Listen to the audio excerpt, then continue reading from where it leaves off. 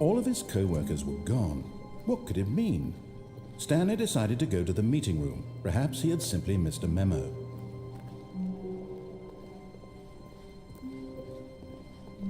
When Stanley came to a set of 2 open doors, he entered the door on his left. This was not the correct way to the meeting room, and Stanley knew it perfectly well. Perhaps he wanted to stop by the employee lounge first, just to admire it. Ah, yes, truly a room worth admiring. It had really been worth the detour after all, just to spend a few moments here in this immaculate, beautifully constructed room. Stanley simply stood here, drinking it all in.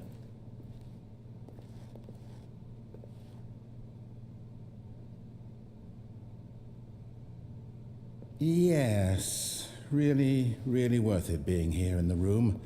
A room so utter. But eager to get back to business, Stanley took the first open door on his left. Stanley was so bad at following directions, it's incredible he wasn't fired years ago.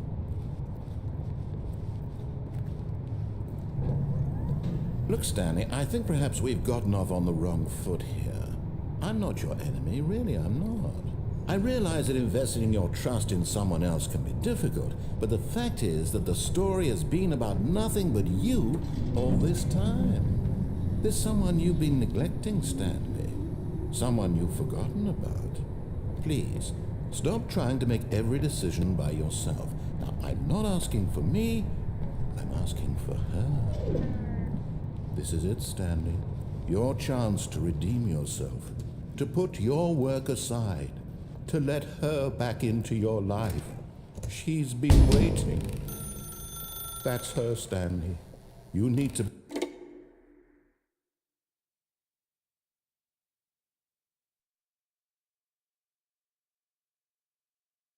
Oh, Stanley, is that you? Hold on, sweetie. Sorry to keep you waiting. I'm just pulling the bread out of the oven. All right. Okay, there we go. All right, now, I want you to come in and tell me all about your day. Gotcha. Oh, come on. Did you actually think you had a loving wife who'd want to commit their life to you? I'm trying to make a point here, Stanley. I'm trying to get you to see something. Come inside. Let me show you what's really going on here. This is a very sad story about the death of a man named Stanley. Stanley is quite a boring fellow.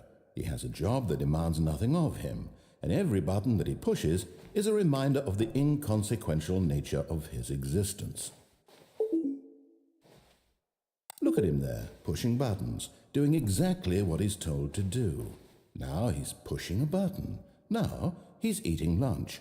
Now he's going home. Now he's coming back to work. One might even feel sorry for him, except that he's chosen this life.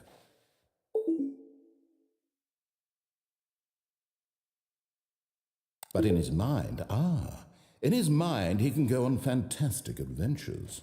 From behind his desk, Stanley dreamed of wild expeditions into the unknown, fantastic discoveries of new lands.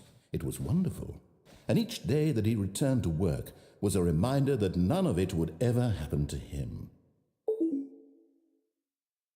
And so he began to fantasize about his own job. First, he imagined that one day while at work, he stepped up from his desk to realize that all of his co-workers, his boss, everyone in the building had suddenly vanished off the face of the earth. The thought excited him terribly. So he went further. He imagined that he came to 2 open doors and that he could go through either. At last, choice. It barely even mattered what lay behind each door. The mere thought that his decisions would mean something was almost too wonderful to behold. As he wandered through this fantasy world, he began to fill it with many possible paths and destinations. Down one path lay an enormous round room with monitors and mind controls, and down another was a yellow line that weaved in many directions, and down another was a game with a baby, and he called it the Stanley Parable. It was such a wonderful fantasy, and so in his head he relived it again, and then again, and again, over and over, wishing beyond hope that it would never end, that he might always feel this free. Surely there's an answer down some new path, mustn't there be? Perhaps if he played just one more time. But there is no answer. How could there possibly be? In reality, all he's doing is pushing the same buttons he always has. Nothing has changed.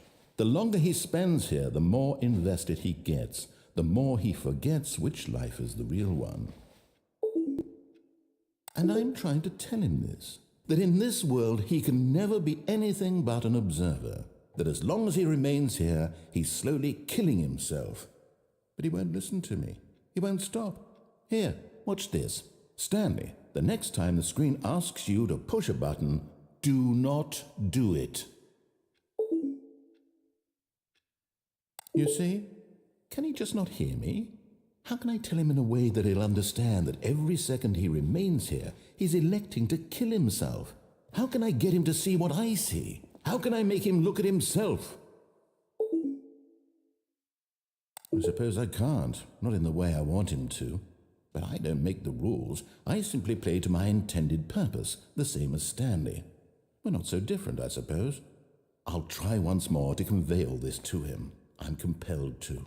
I must. Perhaps, well, maybe this time he'll see. Maybe this time. And I tried again, and Stanley pushed a button. And I tried again, and Stanley pushed a button. And I